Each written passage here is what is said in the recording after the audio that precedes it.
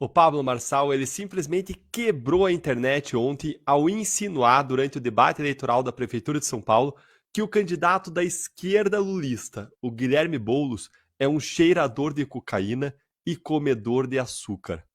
É isso mesmo. Pablo Marçal deu uma fungada e apontou o dedo pro Boulos, num gesto que poderia até ter passado despercebido, mas teve um significado totalmente diferente, muito mais intenso, porque alguns dias atrás o Pablo Marçal disse que havia dois cheiradores de cocaína concorrendo a prefeito de São Paulo e que ele iria revelar quem eram esses dois cheiradores de cocaína.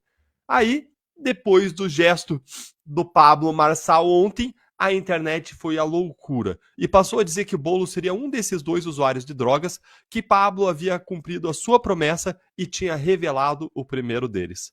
Mas e agora? O Boulos vai cair na provocação do Pablo Marçal e vai fazer um teste antidrogas para provar que ele não cheira cocaína?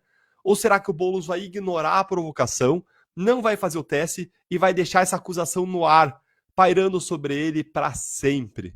O que você acha? Conta aí para mim nos comentários. A acusação do Pablo Marçal é uma mera provocação que o Boulos pode se dar o direito de ignorar? Ou ele tem algum tipo de dever com as pessoas, dever moral, de responder com um sim ou um não, esclarecendo se essa acusação é verdadeira? O que vocês acham? E vou contar a minha opinião. Na minha opinião, Boulos tem sim que fazer um teste antidrogas depois dessa acusação, e a razão é muito simples. É uma questão do interesse público, porque Boulos quer ser prefeito da maior cidade da América Latina, da cidade que é o coração do PIB brasileiro.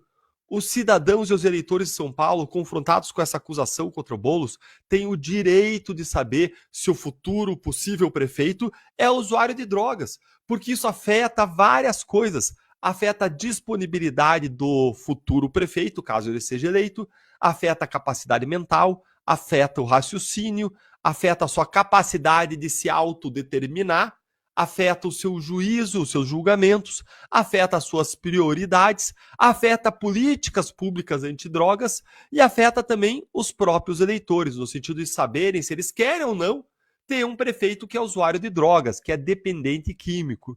Se é verdade ou não que é usuário de cocaína, ainda não sabemos. Foi apenas uma insinuação, uma acusação do Pablo Marçal. Mas é uma acusação muito grave e muito relevante e que impacta a corrida eleitoral.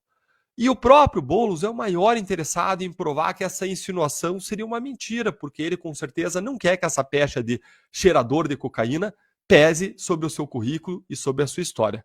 Além de comprovar a mentira, se o Pablo tiver feito uma acusação infundada, o Boulos vai poder também pedir uma indenização ao Pablo Marçal e pedir ainda para ele ser responsabilizado criminalmente. Então, é realmente algo que o próprio Boulos deve ter interesse em fazer. Para além de ter um dever moral com a população, ele é o maior interessado, já que é muito fácil para ele provar que ele não cheira cocaína, é só fazer um exame toxicológico, que para ser crível, ele precisa anunciar já o exame, para que não passe muito tempo da acusação e fazer dizer logo, já que esse exame ele detecta aí a droga no organismo do usuário com até 4, 7 dias desde o último uso, ou um pouco mais se for um usuário frequente. E ele tem que fazer isso num laboratório que seja independente, livre de qualquer suspeita de favorecimento. E tem que anunciar antes, né, gente? Não adianta ele deixar para divulgar a depender do resultado. Só dessa forma o resultado que surgir vai ser realmente confiável e Boulos vai conseguir enterrar, ainda que provisoriamente, essa suspeita, mostrando que pelo menos nos últimos dias, nos últimos tempos, ele não foi um usuário de drogas. Caso contrário, as pessoas vão ficar sempre com essa pulga atrás da orelha. Será que é verdade? Será que não é verdade?